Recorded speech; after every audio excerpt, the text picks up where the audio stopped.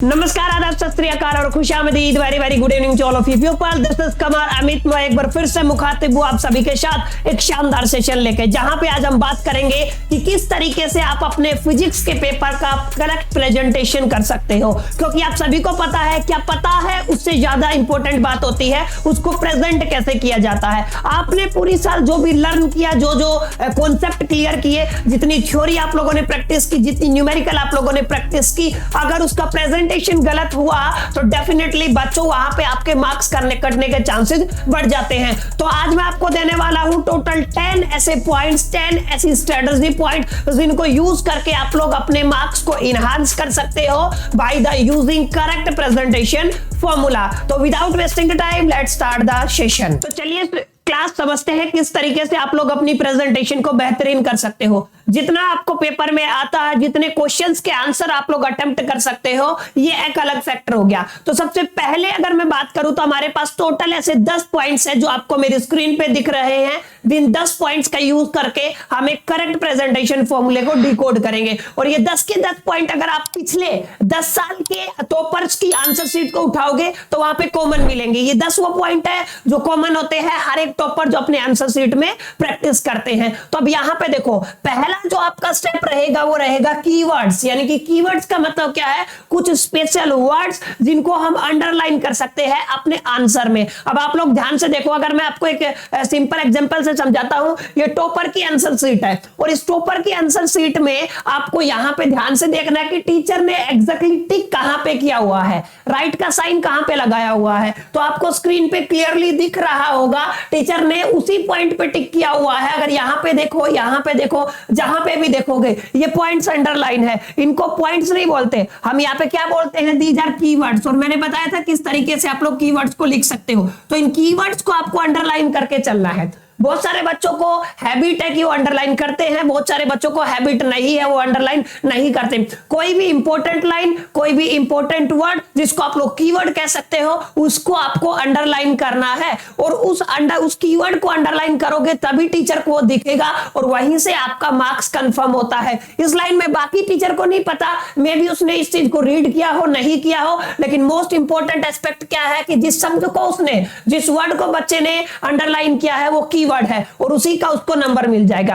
तो जितने भी आप लोग चाहे शॉर्ट आंसर टाइप करो, चाहे लॉन्ग आंसर टाइप करो, आपको कोशिश नहीं करनी 100%। अभी से 15 दिन है हमारे पास, उस चीज को हैबिट में डाल लो कि आप कीवर्ड्स को अंडरलाइन करो। कीवर्ड्स के बेसिस पे ही आपका मार्क डिस्ट्रीब्यूशन होता है और सीबीएसई भी कीवर्ड्स प्रोवाइड करता है जिनको मैच करके टीचर आपको फाइनल एग्जामिनेशन में मार्क्स देता है। तो ये पहला पॉइंट है। आई होप कि क्लियर हो गया होगा कि पहले पॉइंट में आपको एग्जैक्टली करना क्या है। आपको फोकस करना है कीवर्ड्स के ऊपर। Keywords are very important. अब जब आप बच्चों पेपर अटेम्प्ट करते हो ना, तो सेकंड जो प्रॉब्लम आपको आती है वो रफ वर्क को लेके आती है। अब रफ वर्क एग्जैक्टली करे कहां पे, ये एक बड़ा मुद्दा बन जाता है बच्चों के लिए। तो आपको इस चीज को बिल्कुल भी टेंशन नहीं लेना है। अब 2 तरीके हैं। पहला तरीका तो जो जर्नली बहुत सारे बच्चे करते हैं, टॉपर्स करते हैं, आपको दिख रहा होगा। जैसे ये आपका आंसर शीट का क्राइटेरिया है, यहाँ पे ये आपकी आंसर लिखने का तरीका है। तो इसने क्या किया, यहाँ पे अपनी कैलकुलेशन को किया और फिर उसको क्रॉस कर दिया। एक यानी कि फर्स्ट मेथड आप लोग यूज कर सकते हो। आप इस तरीके से भी कर सकते हो, नो प्रॉब्लम। लेकिन आपको ध्यान ये देना है कि जो आप लोग रफ काम करो, एक बार उसको एक लाइन से कट कर दो ताकि एग्जामिनर को ये बात समझ में आ जाए कि जो आपने यहाँ पे किया वो रफ वर्क था। या फिर दूसरी स्ट्रेटजी आप लोग यूज कर सकते हो, अपनी आंसर शीट के फाइनल पेज को खोल लो और उस आंसर शीट के फाइनल पेज पे लिख दो आप लोग रफ वर्क और उसको ऐसे काट दो। अब यहाँ पे आप लोग अपने अपने हिसाब से क्या कर सकते हो, अपने रफ वर्क को कर सकते हो। ये 2 मेथड्स हैं। यानी कि आप फाइनल एग्जामिनेशन में जो आपको मार्क एक तरीके से आंसर शीट मिलती है, उस आंसर शीट के आखिरी पेज पे भी रफ वर्क कर सकते हो, और या फिर आप जहां पे अपना आंसर राइट कर रहे हो वहां पे भी कैलकुलेशन कर सकते हो। लेकिन आपको मेक श्योर करके उसको क्लोज कर देना है, क्रॉस कर देना है एक लाइन से, सिंगल लाइन से, ताकि एग्जामिनर को ये बात अच्छे से समझ में आ जाए। अब अगर थर्ड पॉइंट की तरफ बढ़े तो बच्चों थर्ड पॉइंट आपका full answer writing in the MCQ. बहुत सारे बच्चे जैसे अगर मैं सिंपल एग्जांपल से बात करूं तो आप लोग इस चीज को कैसे समझ सकते हो, जैसे आपके पास है क्वेश्चन नंबर 1 2 3 4 एंड 5, यहाँ पे मान लो इसका ए करेक्ट है और मैं एमसीक्यू इसका बी, इसका सी, इसका ए और इसका डी, इस तरीके के एमसीक्यू करेक्ट है। ये गलत नहीं है तरीका, अगर आप लोगों ने ऐसे अटेम्प्ट किया है तो ये बात सही है बिल्कुल। तो बच्चों ये बिल्कुल सही है, अगर आप लोग ऐसे भी करते हो तो उसमें कोई प्रॉब्लम नहीं है। लेकिन कई बार एक गलती ये हो जाती है कि मान लो ए का ऑप्शन है आपका, मान लो मैं कह देता हूं रेक्टिफायर, क्लियर, जैसे मैंने यहाँ पे लिखा आपका रेक्टिफायर। अब गलती से मैंने आंसर तो रेक्टिफायर था लेकिन ए की जगह पे मैंने क्या आंसर में लिख दिया बी, तो यहां पे आंसर हो जाता है गलत। आपको करना क्या है, आपको ये करना है कि आप जब ऑप्शनल यानी कि एमसीक्यूज को अटेम्प्ट करो तो एमसीक्यू को अटेम्प्ट करते टाइम उसके ऑप्शन लिखो लेकिन उसके साथ उसका फुल आंसर लिखो, ताकि बाई चांस अगर कभी इधर उधर वर्ड का हेराफेरी होती है तो आपको पूरे मार्क्स मिलने की पॉसिबिलिटी वहां पे रहती है। लेकिन यहाँ पे 1% आपका नंबर कट सकता है अगर आपने ऐसे किया तो। तरीके दोनों सही है लेकिन बेटर प्रेजेंटेशन का तरीका यही है जो आंसर भी जो भी टॉपर है वो भी यूज करते हैं। अब आपको मैं दिखा भी देता हूं, अगर आप लोग देखोगे टॉपर की आंसर शीट में देखो इसने प्रॉपर तरीके से सभी ABCD को तो मेंशन किया है। यहाँ पे देखो ऑप्शन डी ए, यहाँ पे बी ए, यानी कि सारे ऑप्शन को इसने क्लियर किया है, लेकिन उसके आगे इसने अपने सभी आंसर्स को भी लिखा है, यानी कि ऑप्शन के साथ जितने भी आंसर है सभी को लिखा हुआ है और एग्जामिनर ने प्रॉपर तरीके से एक एक पे टिक भी किया हुआ है। तो ये एक बेटर तरीका है अगर आप सही अच्छे से स्कोर करना चाहते हो अपने फाइनल एग्जामिनेशन में। मतलब आपको ऑप्शन के साथ उसका फुल आंसर लिखना जरूरी है, कंपलसरी नहीं है। अगर आप लोग चाहते हो कि आपके नंबर ना कटे तो आप इस चीज को फॉलो कर सकते हो। उम्मीद करता हूं ये तीनों पॉइंट्स आपको क्लियर हो गए होंगे कि एग्जैक्टली कौन कौन से 3 पॉइंट्स है जिनका यूज करके आप लोग बेटर प्रेजेंटेशन कर सकते हो। अब थोड़ा और आगे चले तो आपको क्या करना है, mention the formula and explain the expression. अब ये एक बड़ा इंपॉर्टेंट बात है। अब करना क्या है आपको, देखो ध्यान से, अगर आप लोग ध्यान से देखोगे तो जहां पे भी आप लोग कोई फॉर्मूला यूज करते हो, मान लो मैंने जैसे अगर मैं सिंपल बात करता हूं a+b का होल स्क्वायर यूज किया है, तो आपको साइड में उसको एक्सप्लेन कर देना है कि इसका फॉर्मूला है ये वाला होता है। अगर आप लोग ऐसा करते हो तो यहां से भी आपके नंबर कटने के चांसेस प्रोबेबली बहुत कम हो जाते हैं। ये एक बेसिक सी बात है, जो छोटी छोटी बातें हैं लेकिन आपकी प्रेजेंटेशन को बेहतर करने में ये काफी हेल्पफुल होती है। हम जब छोटे होते थे तो हम डेफिनेटली इन चीजों को करते थे, लेकिन जैसे जैसे थोड़ा थोड़ा एज इंक्रीज होता है तो ये चीजें हैबिचुअल नहीं होती है, छूटती चली जाती है। और यही एक कारण है कि हम लोग लास्ट स्टेज तक आते आते काफी कम मार्क्स स्कोर करते हैं, क्योंकि छोटी छोटी बातों को हम अवॉइड करते रहते हैं। तो टेक इट सीरियस। आपको करना क्या है, जब भी आप कोई भी फॉर्मूले को मेंशन करो या फिर कोई थ्योरी कोई रूल को यूज करते हो उसको भी आपको वहां पे मेंशन करना है। ये एक इंपॉर्टेंट फैक्टर है, ताकि आपको ये कंसीडर करके चलना है कि एग्जामिनर को कुछ भी नहीं पता, जैसा जैसा आप लोग उसको बताते चलोगे वो उतना समझता जाएगा। तो समझाने के लिए जो फॉर्मूले, जो थ्योरी, जो रूल्स आप लोगों ने यूज किए उसको वहां पे मेंशन करना जरूरी है। तो ये 4 पॉइंट्स आई होप कि क्लियर हो गए होंगे कि किस तरीके से आप लोग इन चीजों को यूज कर सकते हो। अब थोड़ा आगे चले तो ये थोड़ा ध्यान में रखना, alignment is very important in the difference based questions. अब ये क्या लफड़ा है ध्यान से समझे।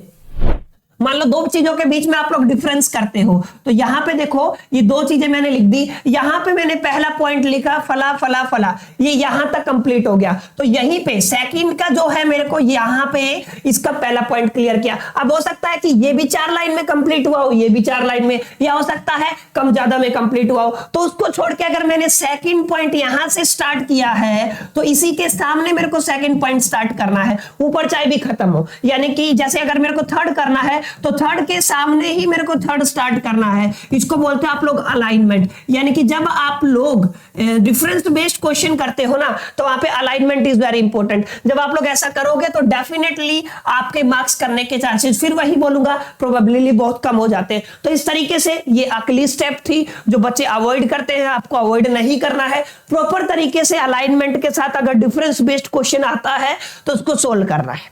आई होप कि ये पॉइंट भी आपको क्लियर हो गया होगा। अब थोड़ा और आगे चले तो do not mix the section, ये एक बड़ा इंपॉर्टेंट फैक्टर है। बात बहुत छोटी है लेकिन काफी बच्चे इस चीज को करते हैं। जैसे अगर मैं बात करूं, अगर आप लोग थोड़ा ध्यान से देखोगे तो जैसे मैंने यहां पे अपना सेक्शन ए को सोल्व किया है तो ये आपका सेक्शन ए है, और सेक्शन ए में मैंने मान लो पहला क्वेश्चन अटेम्प्ट किया, मेरा क्लियर हो गया, मेरे को आ गया है पहला क्वेश्चन। सेकंड क्वेश्चन मेरे को नहीं आया तो मैंने यहां पे छोड़ दिया। अब इससे आगे मान लो मैंने क्या किया है, मैंने अपना सेक्शन बी कंप्लीट किया है या फिर सेक्शन बी अटेम्प्ट किया है। तो मैं क्या करता हूं, कभी इसको मिक्स कर देता हूं यहाँ पे। ये आपको नहीं करना है। मान लो सेक्शन ए का कोई क्वेश्चन है और वो आपको नहीं आता है, तो आप उसके लिए प्रॉपर स्पेस खाली छोड़ दो, ताकि आप जब बाद में उसको अटेम्प्ट करो तो उस टाइम पे कर लो। अगर आप लोगों ने स्पेस खाली छोड़ा, लेकिन याद रखना कि उसी सेक्शन के अंडर स्पेस खाली छोड़ना है जिस सेक्शन का वो क्वेश्चन है। ऐसा मिक्स करने की कोशिश करोगे तो एग्जामिनर के लिए थोड़ा डिफिकल्टी होगा, और जैसे जैसे डिफिकल्टी होगा ना, आपको पता है जितना टाइम वो आपकी कॉपी पे लगाएगा उतने ही मार्क्स कटने के चांसेस ज्यादा है, क्योंकि time is universally proportional to the marks. ये बेहद आसान सी चीजें, आई होप कि क्लियर हो गया होगा। तो एक बिल्कुल सिंपल सा फॉर्मूला था जिसका यूज करके आप लोग अपने मार्क्स को डेफिनेटली इनहांस कर सकते हो। अब आगे चलते हैं और समझने की कोशिश करते हैं। अगली step, explain any use of theory and rule. ये मैं आपको बता चुका हूं, कोई फॉर्मूला यूज किया, कोई थ्योरी यूज की, कोई कॉन्सेप्ट यूज किया, तो आपको प्रॉपर तरीके से उसके साइड में उसका एक्सप्लेनेशन देना है। अगर आप लोग ऐसा करोगे तो डेफिनेटली आपके मार्क्स बढ़िया आएंगे और टीचर इंप्रेस भी होगा आपके वे ऑफ प्रेजेंटेशन से, और अगर वो इंप्रेस होता है तो डेफिनेटली 2-4 नंबर आपके बढ़ने के चांसेस हैं। Use possible diagrams. अब ये काफी इंपॉर्टेंट बात मैंने देखी है, कई बच्चे गलती क्या करते हैं कि जहां पे जरूरी है वहां पे भी डायग्राम नहीं बनाते हैं, लेकिन आप अगर इस टॉपर की आंसर शीट को देखोगे तो आपको एक चीज क्लियर होगी कि जहां तक पॉसिबल है इसने डायग्राम्स का यूज किया है। अगर आप लोग इसकी पेपर को देखोगे ध्यान से, तो इसने जहां तक पॉसिबल रहा वहां पे डायग्राम देखो, यहां पे भी डायग्राम है, यहां पे भी डायग्राम है। अगर और आगे चलोगे तो देखो यहां पे भी इसने डायग्राम बनाया हुआ प्रॉपर तरीके से। अगर मैं आगे चलूं तो यहां पे भी आपको डायग्राम दिखा हुआ है। मतलब हर तरीके से जहां पे भी जो भी पेज खोलोगे तो डायग्राम का अपना एक इंपॉर्टेंट है, ताकि टीचर को एक क्लैरिटी हो कि यार बच्चा पढ़ने वाला है, इंटेलिजेंट है, प्रेजेंटेशन इसको आता है। तो जहां पे आप लोग देखोगे, देखो इसने मैक्सिमम यूज किया है। और कोशिश आपको यह करनी है कि जब भी आप लोग डायग्राम बनाओ तो पेंसिल का यूज कर लो। वैसे इसने जैसे अपना पेन से बनाया हुआ है, नो प्रॉब्लम, लेकिन पेंसिल से बनाते हो तो वहां पे अगर गलती हो जाती है तो आपका प्रेजेंटेशन बिगड़ेगा नहीं। यानी कि बहुत छोटी चीज है, लेकिन आपने देखा कि किस तरीके से ये टॉपर की आंसर शीट में प्रॉपर मेंशन है। तो इस टेक्निक को भी आपको यूज करना है, इसको छोटी समझ के अवॉइड नहीं करना है। ये काफी हेल्पफुल रहेगी आपको आपके फाइनल एग्जामिनेशन में। क्लियर? अब चलते हैं अगला, कैलकुलेशन। अब कई बच्चे कैलकुलेशन घाई घाई में करते हैं। घाई घाई का मतलब क्या है? जल्दी जल्दी में करते हैं। आपको इस पे बड़ा इंपॉर्टेंट ध्यान देना है।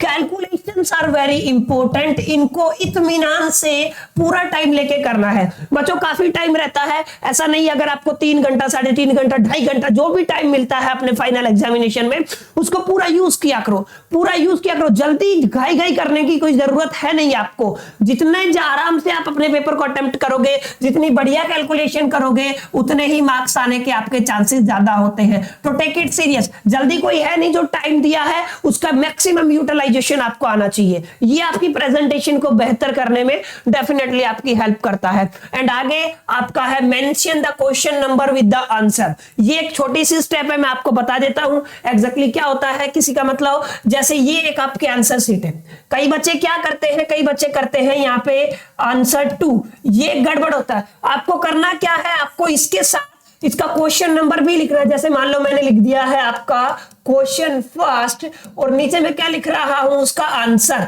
तो यहां से मैंने शुरू किया, तो इस तरीके से करोगे तो यहां पे गलती होने के चांसेस कम है और मार्क्स वही आपके इंक्रीज होने के चांसेस ज्यादा हैं। तो ये टोटल 10 स्टेप्स मैंने आपको बताई बच्चों।